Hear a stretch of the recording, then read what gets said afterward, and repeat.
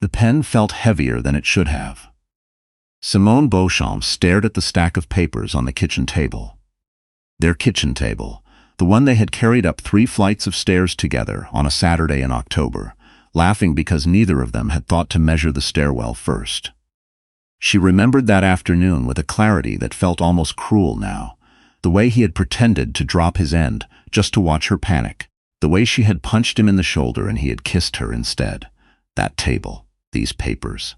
She signed her name on the last page and pushed the folder across to the lawyer. Outside, rain was coming down the way it only does in Vancouver in November. Not dramatic, not loud, just relentless. A gray kind of quiet that settles into your bones and stays there. Her husband, her ex-husband, as of 11 minutes ago, was not present. He had sent his lawyer instead. That, more than anything, told her everything she needed to know about who Garrett Holloway had become. She had met him at a charity gala 8 years earlier, the kind of event she only attended because her firm had bought a table and someone had canceled. Garrett was funny and a little too confident, and he had spent 20 minutes trying to convince her that his startup was going to change how Canadian cities managed infrastructure. She had thought he was full of himself. She had also given him her number. For 5 years they were the kind of couple that other people described as goals, not because they performed it. Simone was private by nature, an architect who preferred blueprints to Instagram, but because something genuine ran between them. She knew it. She had built her whole life around knowing it. Then Garrett's company got acquired. $42 million. Overnight, everything shifted. She noticed it in small ways first. The way he stopped asking about her projects. The way he started traveling more and explaining less. The way he laughed differently around certain people. A louder, less real version of himself. She told herself it was the transition. That kind of money changes a person's orbit, she reasoned. He just needed time to adjust. She found out about Paige Whitmore on a Tuesday from a photograph someone texted to her anonymously. Garrett and a woman she didn't recognize, outside a hotel in Whistler. His hand on the small of her back. His face turned toward hers in a way that Simone recognized immediately, because he used to turn toward her that way. She confronted him that night. He did not, instead, calmly, almost gently, as if he had rehearsed it, was that he had been thinking about this for a while, that they had grown apart, that he needed to be honest with her. Simone stood in their kitchen and listened to her husband explain why he was leaving her, and she felt something inside her go very still and very cold, not broken, not yet, just still. She was 12 weeks pregnant. She had been waiting for the right moment to tell him. She did not tell him that night. She did not tell him at all. His lawyers moved fast. The offer they presented was efficient and bloodless. A settlement designed to close the chapter quickly and quietly. There was an NDA attached. There was a number that was meant to look generous, but was, in the context of what Garrett was now worth, an insult dressed up in legal language. Simone sat across from her own lawyer and read through every page. "You don't have to sign this," her lawyer said. "I know," Simone said. She signed it anyway, not because she was afraid, and not because she didn't know better. She signed it because she was 8 weeks further along than the last time she'd seen a doctor, because she was exhausted in a way that went past sleep, and because she understood, clearly, clinically, the way she understood load-bearing walls and stress tolerances. That fighting Garrett right now, when he had $42 million and a team of Bay Street lawyers, and absolutely nothing to lose, would cost her something she couldn't afford to spend. She would not be a victim, but she would be strategic. 3 weeks after the divorce was finalized, she saw the announcement on LinkedIn of all places. Garrett Holloway and Paige Whitmore engaged. A photo of the two of them on a dock somewhere, her hair backlit by the sunset, his arm around her, both of them grinning like it was the first day of something wonderful. The comments were full of congratulations. Simone closed her laptop and went to her next prenatal appointment alone. The city felt different after that, smaller somehow. She moved out of their condo in Yaletown and rented a 1-bedroom in East Van that smelled faintly of old paint and someone else's basil plants. Her firm gave her leave without making her ask twice. She was grateful for that. The loneliness was different from what she had expected. It wasn't dramatic. It didn't announce itself. It was more like background noise, present always, Loud enough some nights to make sleep impossible, quiet enough other days that she could almost forget it was there. She was 5 months along when she met Owen Callahan. It was not romantic. She wants to be clear about that, even now. It was not romantic in the way that word usually means, not at first. She was sitting on a bench outside BC Women's Hospital because she'd arrived 20 minutes early for an appointment and the waiting room had felt suffocating. And he was sitting at the other end of the same bench eating a sandwich with the focused attention of someone who hadn't eaten since morning. He noticed her first. "You look like someone just gave you very complicated news," he said. "I'm fine," she said. "Okay," he said, and went back to his sandwich. She appreciated that he didn't push. She found out later he was there because his sister was being treated on the 4th floor, and he spent 3 afternoons a week on that bench, because the waiting room made him anxious too. They talked for 11 minutes before her appointment. She thought about it for 3 days afterward, which surprised her. Owen Callahan was not what anyone would have expected for her, least of all Simone herself. He was quiet in the way that competent people often are. Not because he lacked things to say, but because he had learned to be selective about saying them. He ran a logistics company out of a low-rise office in Richmond, the kind of business that no one finds interesting at dinner parties, but that turned out to be, when she looked it up later, quietly and significantly successful. He drove a practical car. He wore the same brand of flannel shirt in 3 different colors. He was genuinely kind in the specific, unglamorous way that means holding doors and remembering what you said last week and showing up when he said he would. He texted her 2 days after the bench. She had not given him her number, so he had to explain, slightly sheepishly, that she had dropped her appointment card and he had read her name on it and found her firm's website, and then spent 10 minutes wondering if this was too strange before deciding to try. She found the transparency disarming. She told him about the pregnancy on their second meeting. Not a date, she insisted to herself, just coffee, because she was not interested in managing anyone's reaction later. Better to know now who he was. He said, "Okay, how are you feeling?" Not about the baby, about her. How was she feeling? She had to look away for a moment. The pregnancy was hard in ways she hadn't anticipated. She had always been healthy, always managed things. That was sort of her whole identity, managing things. And being in a body that was tired and unpredictable, and insisted on making decisions without consulting her, felt like a demotion from herself. She had a good doctor. She had her best friend, Diane, who drove her to appointments when Owen couldn't, and who brought her meals without being asked. She had Owen, who had somehow gradually become a fixture. She was 7 months along when her doctor called her into the office for a conversation rather than a quick check. "Everything looks healthy," he said first, and she exhaled. "But I want to prepare you for something." She was carrying twins. The second heartbeat had been there since early on, but positioned in a way that had obscured it on the first few scans. Now at 30 weeks, it was unmistakable. Simone sat in the chair across from her doctor and said nothing for a long time. 2. She was going to have 2 children, alone, in a 1-bedroom apartment in East Van that smelled like old paint. She drove home, sat in her car in the parkade for 20 minutes, and then called Owen. "Twins," she said when he picked up. A pause. Then, "Do you need me to come over?" "Yes," she said. It was the most honest thing she had said in months. She named them Margot and Theo. They arrived in February, 6 days early, healthy and loud and impossibly small. Owen was in the waiting room. Diane was in the delivery room. Simone held both of them at once and understood, for the first time in almost a year, what it felt like to be completely certain about something. She didn't tell Garrett. She told herself it was because of the NDA, because of the timing, because she needed to get stable before she could think about what came next. All of that was true.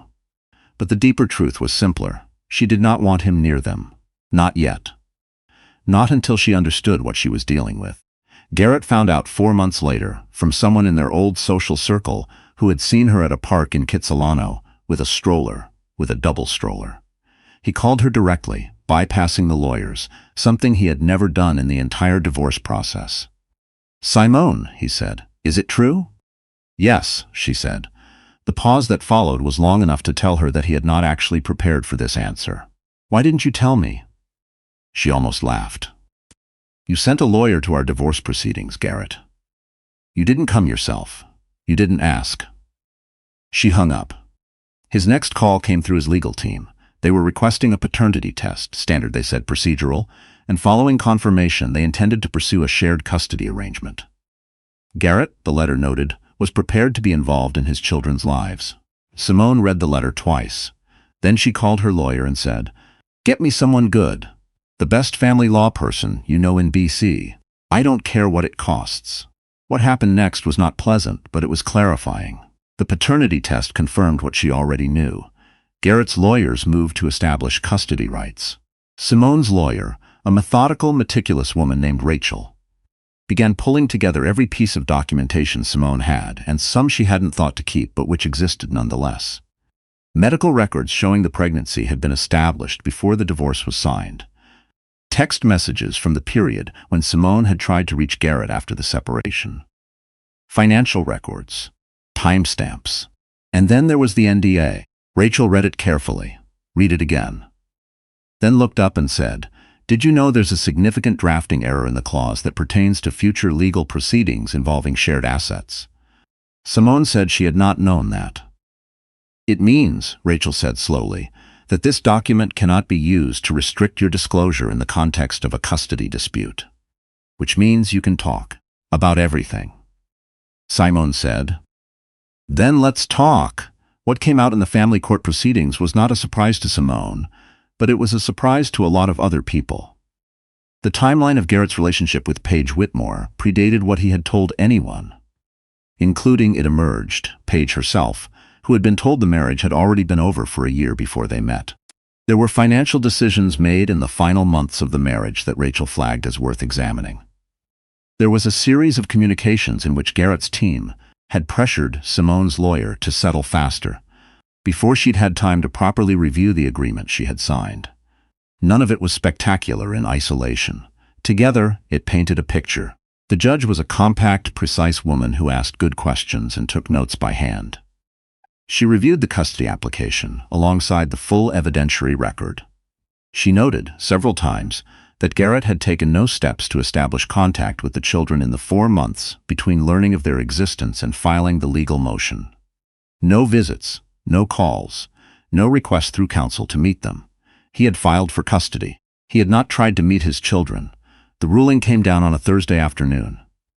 Primary residence with Simone. Structured access for Garrett, supervised initially, with a review period. Child support calculated against his full declared assets, which were considerably larger than what his original lawyers had implied.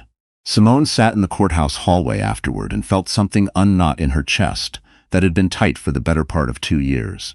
Rachel sat down beside her. "You did well," she said. "I had help," Simone said.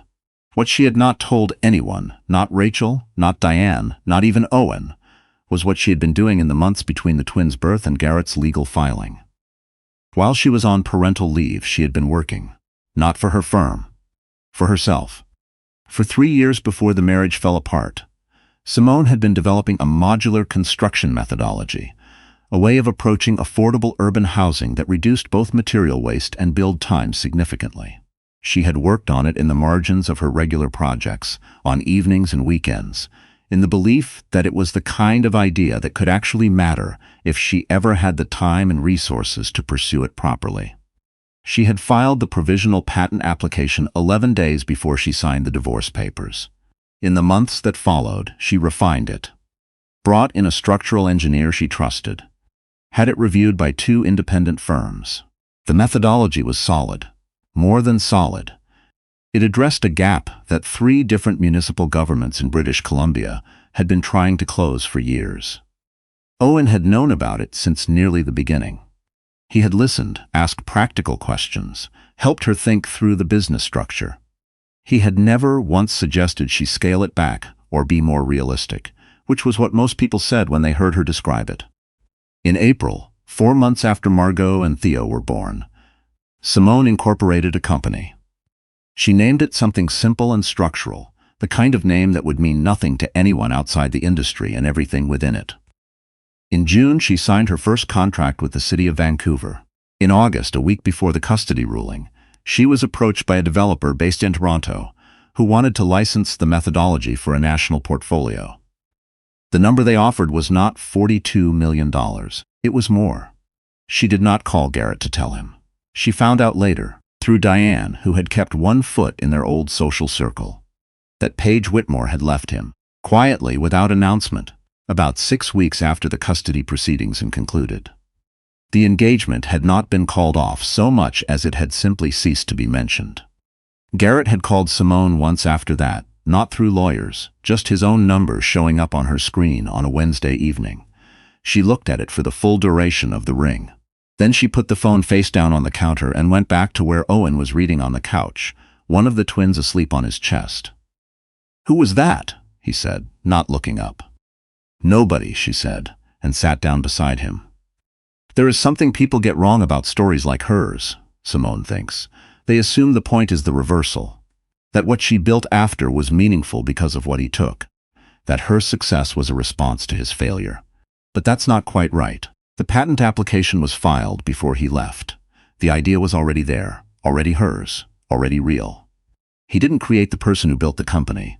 He just stepped out of the way, and in doing so, gave her room to become who she had already been becoming. That's not a small thing. She knows that. She sat in a parking garage for 20 minutes the day she found out she was having 2 children, not one, and she was afraid in a way that she doesn't fully have words for.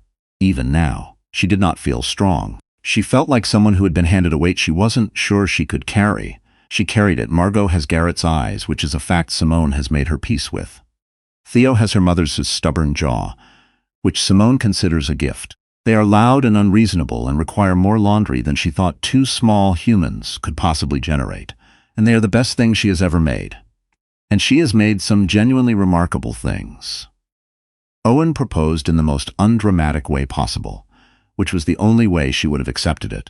They were standing in her kitchen.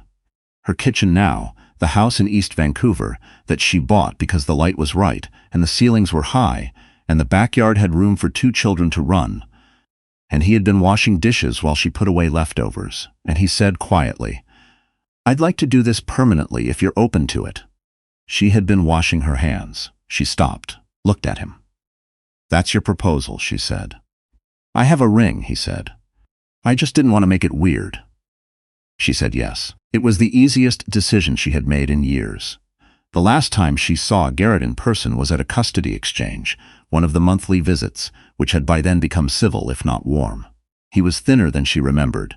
He was looking at Margot's and Theo with an expression she couldn't fully read, something between wanting and not quite knowing how. She had felt something watching him then. Not satisfaction, not quite. More like sorrow for the version of him that might have made different choices. She buckled the kids into their seats. She drove home on the highway with the mountains in the distance and the radio playing something her daughter was already trying to sing along to, getting every other word wrong with cheerful confidence. And Simone Beauchamp drove and thought about the next project, and the one after that, and the life she was building, brick by careful brick, out of everything that had tried to break her.